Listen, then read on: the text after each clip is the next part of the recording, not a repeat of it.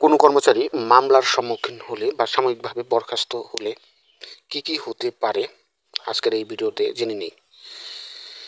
সংস্থাপন মন্ত্রণালয়ের স্মারকনঙ্গত মতে কোনো সরকারি কর্মচারী গ্রেপ্তারের পর বা আত্মসমর্পণের পর জামিনে মুক্তি লাভ করলেও মামলার কার্যক্রম শেষ না হওয়া পর্যন্ত সাময়িক বরখাস্ত অবস্থায় থাকবেন তিনি।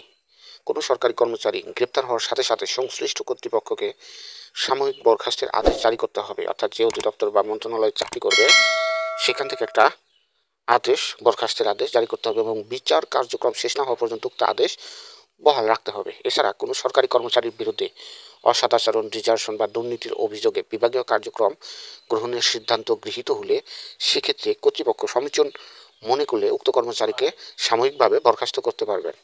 সাময়িকভাবে বরখাস্তকালীন সময় সংশ্লিষ্ট সরকারি কর্মচারী কর্তৃপক্ষের পূর্বানুমতি ব্যতীত কর্মস্থল ত্যাগ করতে পারবেন। অর্থাৎ যেখানে তিনি কর্ম করবেন সেখানেই তাকে থাকতে হবে, সেই স্থান ত্যাগ করতে পারবেন না।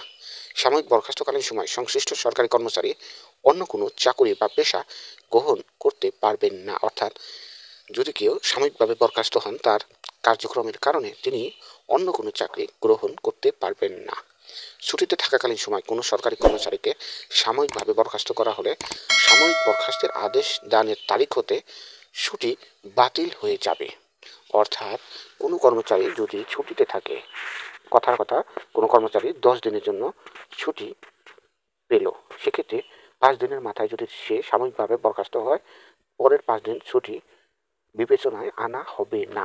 অর্থাৎ সাময়িকভাবে বরখাস্ত হলে পরবর্তী দিনের ছুটিগুলো অটোমেটিকভাবে বাতিল হয়ে যাবে। সাময়িকভাবে বরখাস্তের আদেশের অনুবৃত্তিক্রমে বাধ্যতামূলক অবসর দেওয়া হলে বা সাময়িকভাবে বরখাস্তকালীন সময়ে পেনশন বা আনুতোষিক বা জিপিএফ এর সুবিধাদি প্রদানের ক্ষেত্রে গণনাযোগ্য হবে না। অর্থাৎ বরখাস্তকালীন সময়ে জিপিএফ সুবিধা কর্মচারী ভোগ করবেন না, সুবিধা পাবেন না। কোনো সরকারি কর্মচারী কোনো কারণে জেলে আটক হলে গ্রেপ্তারের তারিখ হতে বিচার কার্যক্রম শেষ না হওয়া পর্যন্ত সাময়িক বরখাস্ত বলে তিনি বিবেচিত হবেন। অর্থাৎ কোনো কর্মচারীকে জেলে নিয়ে গেলে জেলে যাওয়ার পর থেকে তিনি সাময়িকভাবে অটোমেটিক বরখাস্ত বলে বিবেচিত হবেন, অর্থাৎ বিবেচনা করা হবে। সাময়িকভাবে বরখাস্ত কোনো সরকারি কর্মচারী মামলার ফলাফলের আলোকে পেনশন পাওয়ার অধিকারী হলে এবং তার চাকরিকালীন সময়ের বিপরীতে অর্জিত ছুটি পাওনা থাকলে ভূতাপেক্ষ আদেশের জারির মাধ্যমে এলপিআর মঞ্জুর করা যাবে। এরূপ ক্ষেত্রে এখন বর্তমানে এলপিআর, যেটা পিআরএল নামে পরিচিত, এরূপ ক্ষেত্রে তার বয়স 58 বছর অতিক্রান্ত হয়ে থাকলে বাস্তবে তিনি পিআরএল ভোগ করতে পারবেন না। তবে পিআরএল কালীন সময়ে আর্থিক সুবিধা তাকে দেয়া যাবে। আচ্ছা, মামলা সংক্রান্ত বা সাময়িক বরখাস্ত বা বরখাস্ত সংক্রান্ত আপনাদের গুরুত্বপূর্ণ বাছাই করা কিছু কমেন্ট এবং তার প্রেক্ষিতে উত্তর। কোনো সরকারি কর্মচারীকে সাময়িকভাবে বরখাস্ত না করে সরাসরি চাকরি হতে অপসারণের আদেশ দেওয়ার কোনো বিধান আছে কি? সাময়িকভাবে বরখাস্ত না করে চাকরি হতে অপসারণ করার কোনো বিধান সরকারি চাকরিতে নেই। বেসরকারি শিক্ষক এমপিওভুক্ত সাময়িক বরখাস্ত হলে যে বেতন কাটা যায় তা আবার কিভাবে ওঠানো যাবে?